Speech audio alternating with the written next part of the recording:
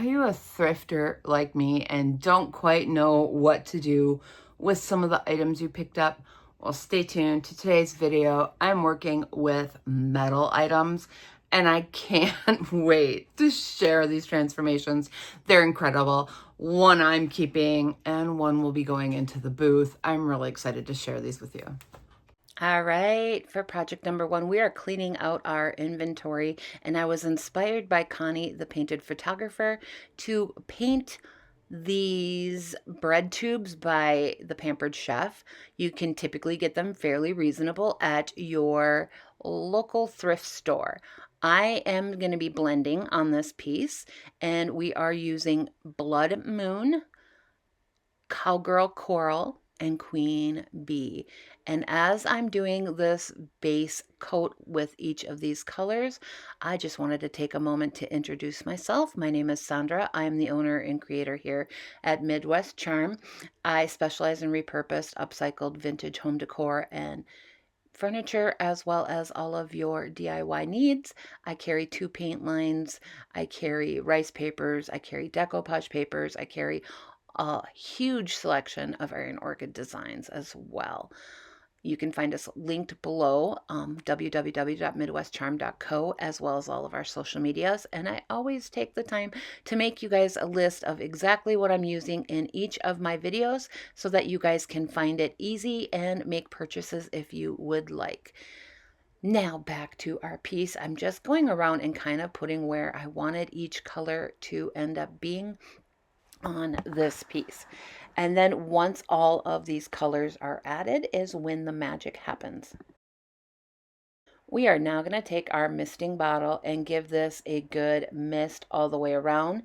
And then I'm going to take a clean paintbrush.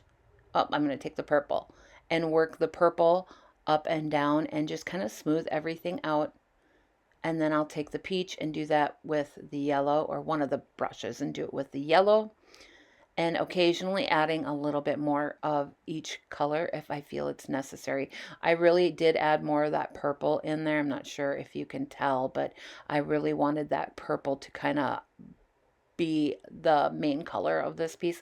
I plan on planting some violets or pansies in this, and I'm keeping it for me if you can't tell. But we're just going to go back and forth, and I do take a clean brush at one point and really work the blending in so that I'm not blending any of the extra colors, and I just keep doing this until I get it to a point where I am happy with how the colors look.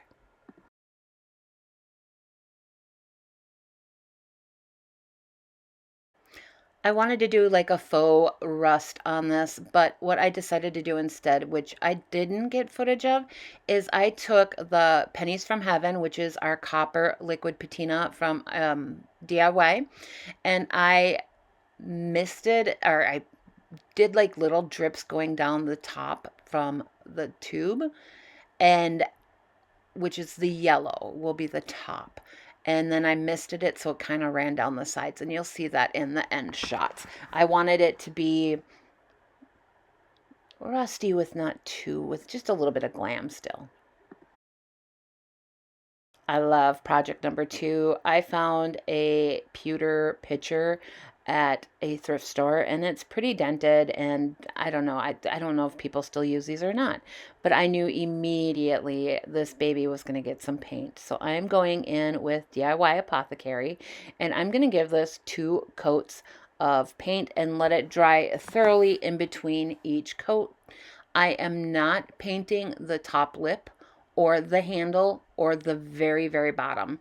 So you'll see me being a little bit more on the careful side around those parts, but you can always go back in with a wet paper towel or a baby wipe and wet distress or wipe those pieces off. DIY paint is clay-based and water activated, so even if it's dry until it's sealed in, you can wipe that up pretty easily, and also distress very, very easily, leaving no messy dust laying around. I can't remember if I got it on video, but I do go in with a coat of Big Top on top of this once it has sat overnight. And then we're going to let that dry thoroughly as well before we do our next step.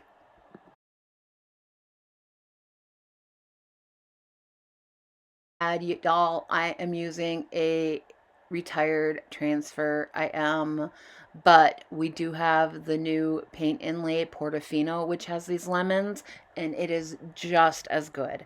You can go ahead and find that on my website. I don't remember if I linked it, but will make sure that I do. This, I'm going to just take off 2 pieces and we're going to add this to our pitcher. I have been hoarding this one. Lemons tend to sell really well for me, and I have a whole lemon vignette going this spring, so I'm really excited about it. So when I am doing a curved surface like this, I like to apply part of it first, which you can see I just cut off part of that backer. I'm going to apply this part down and then peel the backer off as I get after this is applied. And then we're just going to go really slow, taking it one part at a time to make sure that we are getting all these pieces down without any tears in it. If I were to just lay this flat and try to apply it, it wouldn't work because it is a rounded surface and a curved surface. So it's a little bit more on the difficult side, but if you just take your time, you can get this done. You can see that I am applying it just like an inch at a time. And when a part goes off to the side like that leaf, I will apply the whole leaf down. And then that gives me, it like releases the pressure on the other side of the transfer so that I'm able to go back in and apply that part down. And then I'm just going to go in and finish each of these little parts. And you can see here, we're going to go down on the curved part. We're going to do the flower. And once that releases, we're going to go in and do those leaves. Because each time one of these little pieces releases, it releases the pressure and the pulling that's happening on the rest of the transfer, which allows us to lay it down even easier and make sure that this goes on smooth.